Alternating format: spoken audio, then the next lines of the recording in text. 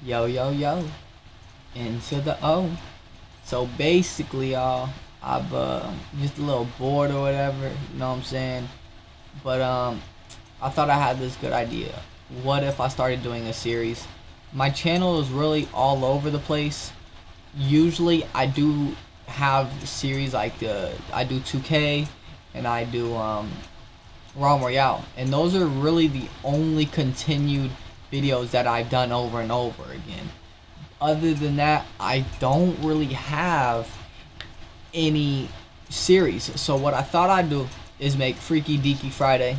It's Friday night, and I'm gonna be reacting to scary animations. Now, this channel that I just found, it has 23 comments and 600 likes on the video. Okay, Denny Animations 81,000. Denny Animations, I'm gonna tag you in this video. I am probably going to find a way to contact you because we can work together. I will react to your videos every Friday. And then, you know what I'm saying, you can find a way to benefit me in some sort of way. Because we can both increase our followers if we work together. But other than that, right, let's get into this. This story is called Scary Nurse Horror Story. Never watched this story in my life. Have no idea what this is about. Hopefully it's good.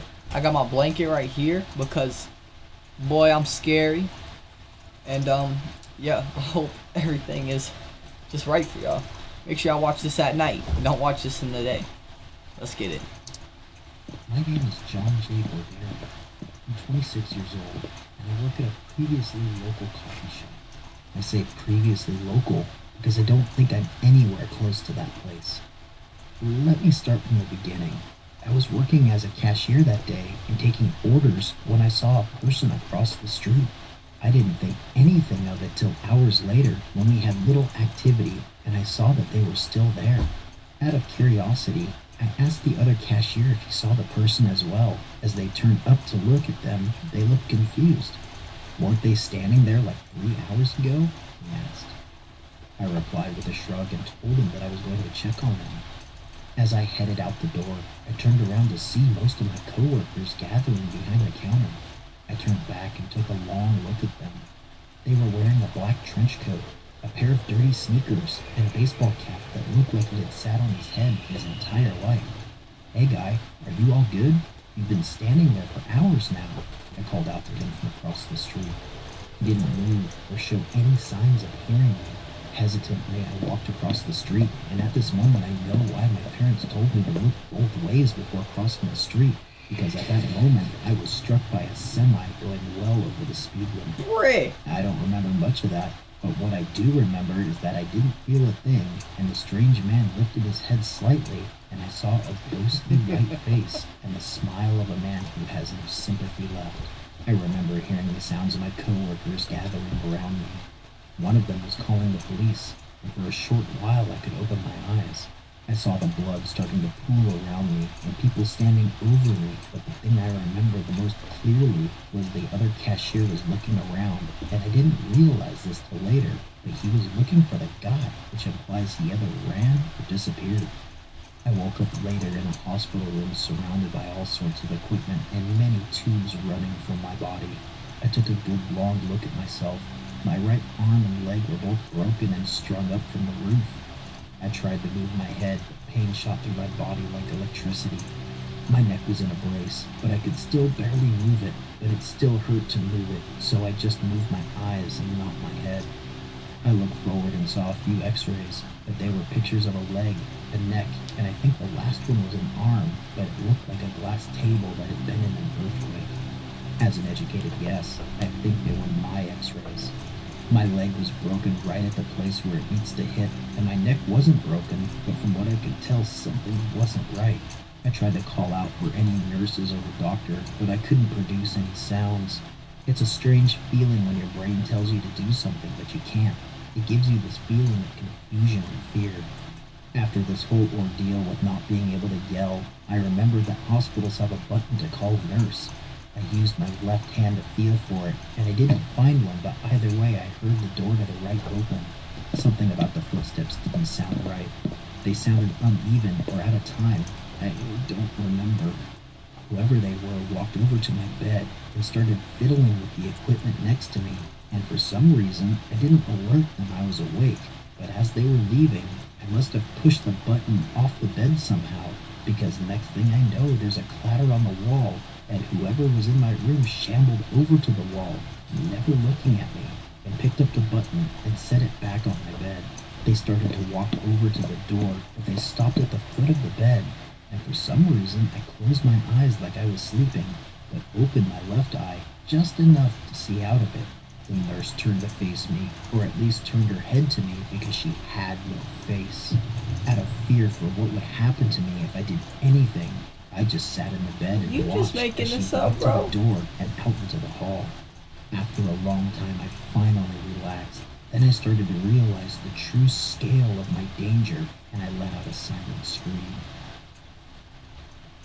I will spare you the day-to-day, but after a week or so of the faceless nurses, I became desensitized to it, and I just waited for the nurses to leave my room. They removed my neck brace after a month or so, and I heard from just outside my door some muttering that didn't even sound like a language, but I could make out one word, miraculous, which was probably referring to my recovery. Not long after they removed my neck brace, and did they remove my leg cast.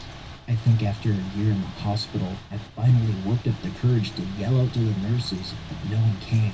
Then I tried the button, but again, no luck. So you're telling me you were in the hospital for a year with a bunch of faceless doctors, bruh? After that, I realized they don't come when called, they come when they want to. At that, I moved my right arm with my left, which hurt to high hell, but I had to. I threw my legs over the bed and pushed myself up, but instantly I fell to the ground, which I probably should have expected after sitting in a bed for a year and then some. I pulled myself up with all my might and threw myself back into bed, and for the next 3 months or so, I threw myself out of bed trying to build my strength, and eventually I did. I taught myself how to walk again. Slowly, I would make my way to the door and then walk back. One day, I tried the doorknob, only to find that it was locked. Each day, I tried to open that damn door, but nothing would come of it. I eventually was able to run and walk like I was before the truck. I had the great idea one day to use the bed as a ram against the door. I grabbed the foot of the bed and pulled it forward. It slid with ease, and as I twisted, I started pushing it at the door with great speed, and within seconds I slammed into the head of the bed as it slammed into the door. I pulled it back to the wall again and tried again, but still nothing came of it. I tried for days, but then I had a great thought. What if I push the bed at the door when the nurse opens the door? And that's what I did. I waited. She didn't come for weeks, but when she opened that door, I was ready, and I pushed off the wall and slid How'd the you door eat? and slammed into the nurse. And just before I went through the door, I jumped off the bed and started running down the hall. As I ran, I heard a shrill shriek from behind me, and I turned to see what happened. Apparently, those things are incredibly fragile, because when I looked at it, it was bleeding this purple liquid from where I had hit it with the bed. It collapsed to the ground with a dull thud. I continued to run without stopping, and as I ran through the halls, the nurses didn't try to touch me. They just kept moving on with their day. As I ran, the walls and rooms became more and more run down and decrepit. As I ran past these destroyed rooms, I saw those things forming from the walls, and these ones were aggressive, but at least for this part, they only came from the rooms. When I made it to the first floor, the hospital was practically collapsing. This floor, the nurses didn't only come from the rooms, they came from everywhere. I started running down the hallway, but as I did, so did the arms and tried to scratch and claw at me. Some of them even got me, but I was running so fast they couldn't get a good grip on me. I ran past the reception desk and through the doors, and when I made it outside, there was nothing. As far as I could tell, the hospital was the only thing that existed there. I didn't care though, because I just ran and ran and ran without stopping. I made it so far that I could just barely make out the outline of the hospital in the distance. I sat down in the empty field and eventually fell asleep or passed out. It was one of those two. I eventually woke up in the one place I didn't want to, the same hospital I first woke up in. Somehow I knew I wasn't home. I looked around the room trying to get my vision to focus. As I was doing this, I noticed a person sitting in a chair next to my bed. I still couldn't see, but I could make out a baseball bat, a dirty black coat, and a pair of dirty sneakers. I slowly looked up to his face, and I didn't need my vision to focus to know who was sitting next to me.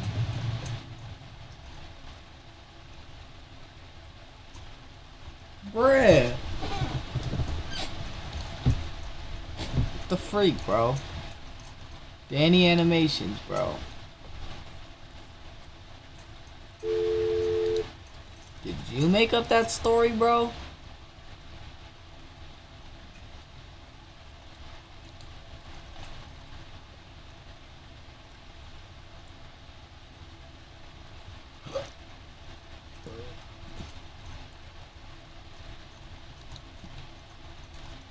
How deep we into the video? 11 minutes.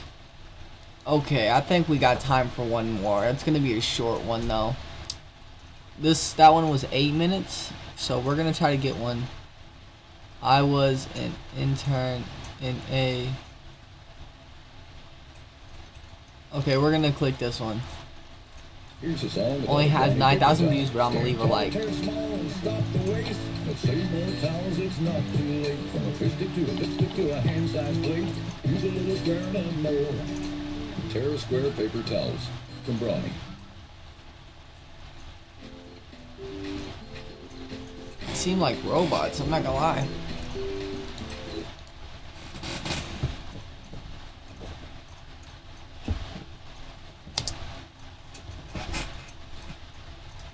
I want to tell this story, mostly because it involves some aspects of my working life that I am not at liberty to discuss, but also because it had severe personal implications for me. Anyway, I have decided to share it here, and I hope you understand why there are things I simply can't go into detail about. This all started in December 2020. As part of my education, I was scheduled for a 6-month internship at a psychiatric hospital. I had previous experience with working with these type of patients, so I was really excited about it. I switched around the 4 different wards in the hospital, so I treated a lot of different people with lots of different problems. I was curious about all the different aspects, so I never said no to a task, which meant I came across everything from murderers and pedophiles to suicidal teenagers with personality disorders. In my work life, I've had people spit at me, verbally and physically assault me, throw shit at me, and all that stuff. So I like to think I'm a pretty tough guy. And besides that, I always carried a personal assault alarm. One press of a button, and staff from every ward would be there in a matter of seconds. On one of the wards, I quickly noticed that there was a certain room which was monitored 24/7 by a guard. To be clear, this is a pretty normal procedure, either because the patient is physically abusive, suicidal, or restrained, but most patients get the watch pulled off them relatively quickly. I asked a colleague, and she told me it was a female patient, let's just call her Anne, who was extremely aggressive and psychotic beyond belief. At that point, Anne had been restrained in her bed for 3 months. I could not So believe female? what I was hearing. We have really strict procedures when How's it she comes psychotic? to restraining people with belts. By the way, they're soft belts made So like, I psychotically get her to chupa mi pito, though, you know what I'm saying? fabric, not leather. So, restraining the patient really is the absolutely last resort we go to. I asked the chief psychiatrist what was up with this girl, and he just scuffed and said, if only I knew, but honestly, she defies logic. He told me that at first they thought she was psychotic, but her symptoms only got worse, no matter how much different medication we tried. Then they thought she might have suffered a trauma and was in a dissociative state, but that still didn't fit the profile of her symptoms. She had gone from being a perfectly normal woman in her 20s to being violent, extremely aggressive, and unable to speak in just 4 months. That is practically unheard of, especially as no drugs was involved.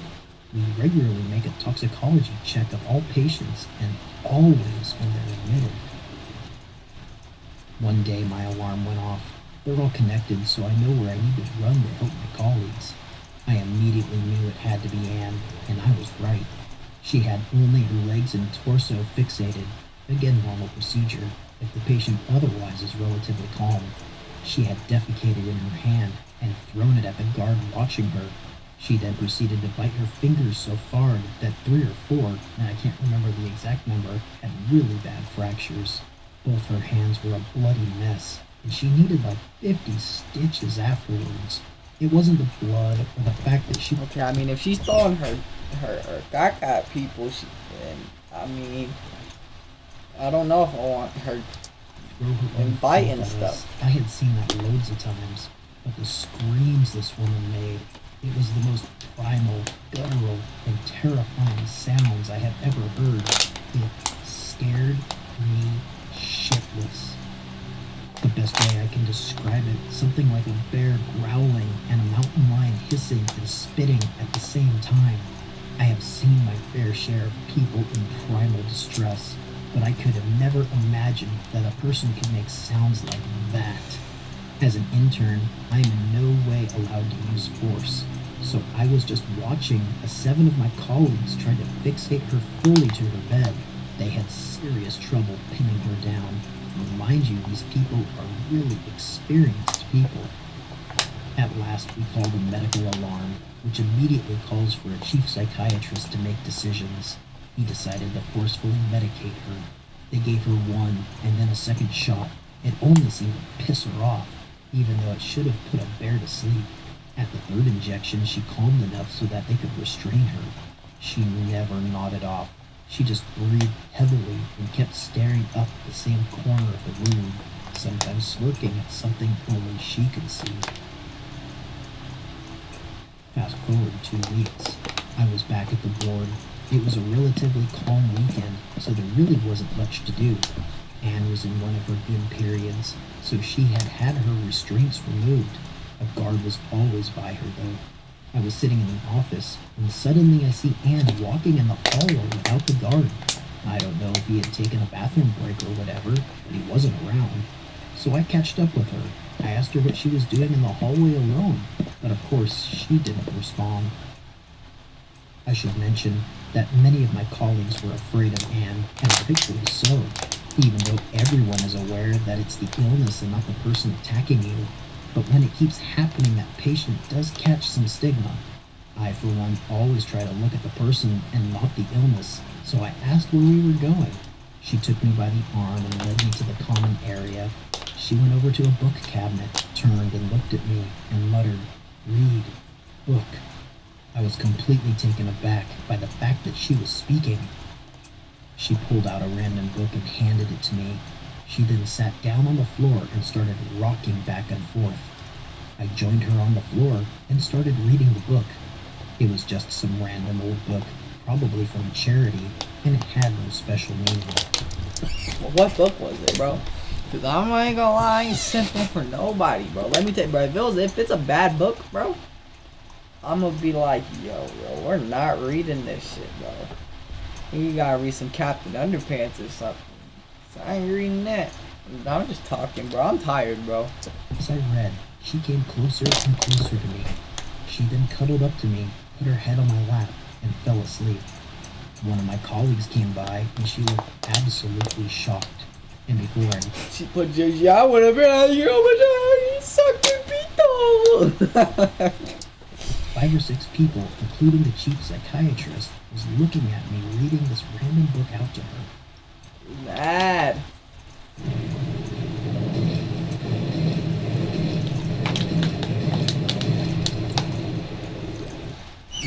I caught a lot of praise for this, which is always nice. But then, things took a turn for the worse. For me, at least. It started one night when I was home alone. It was a completely she busted through the window. She said, until I "Bring me a heard something from upstairs coming down the stairs. The best way to describe it is like a big dog thrashing and tumbling down the stairs. You know, like when a dog rushes down the stairs to greet you. But this was bigger. Much bigger. I could hear the weight of something tumbling down, while nails or claws or whatever slid on the steps. I got up. thinking that somehow there was a massive animal in my house. But there was nothing there. That scared the ever-living shit out of me. I had never had anything like that happen to me. I left the house and stayed the night with my parents. But I also had strange effects on my body. Like I had a filter over my eyes or something. Everything started to seem out of focus, like tunnel vision, but with a massive blur added to it. And then I started to disassociate.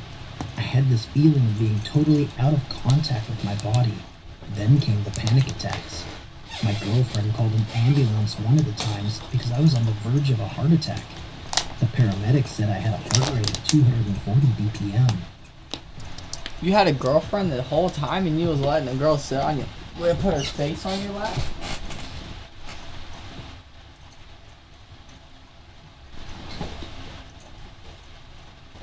I'm tripping, bro. Hey Siri, define tunnel vision. Tunnel vision means defective sight in which objects cannot be properly seen if not close to the center of the field of view.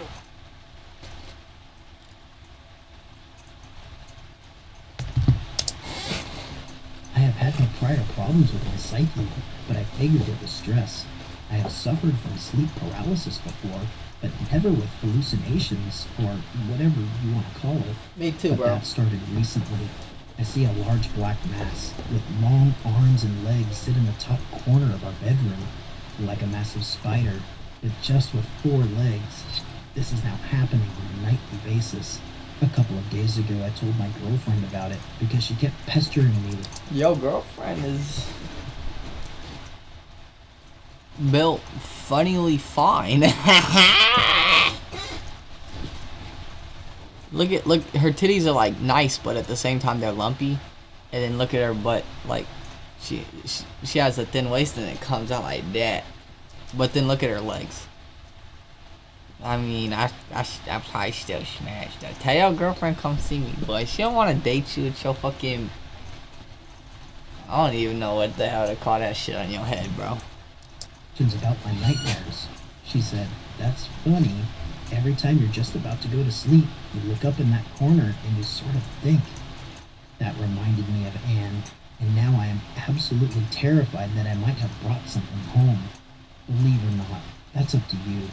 I have never treated a patient like Anne, and none of my colleagues had either. It was scary stuff, and I have never suffered any psychological problems before. Never. But something is going on. I am sure of it. It feels like it wants to get back at me or something. I don't know. And by the way, Anne is much better today. She is in a rehabilitating home where she thrives. One day, she might even be able to have her normal life back. What the fuck? These stories are so unfinished, but yeah. Shit, y'all. I'm gonna go ahead and end the video there. If y'all see more videos like this, comment. Let me think of something different for y'all to comment. Comment Suzanne plus bling bling. FDF. Suzanne plus bling bling FDF. You understand? Yeah. I'll see y'all boys later. That's it, yeah. And I been getting a lot of bread. I ain't fucking for a month. I been getting a lot of head. Bitches stay mad as fuck, but I said what I said. When I pull it with a stick, get bad bullet spread. Let the beat play out, cause I'm going through a lot. So much shit up on my mind.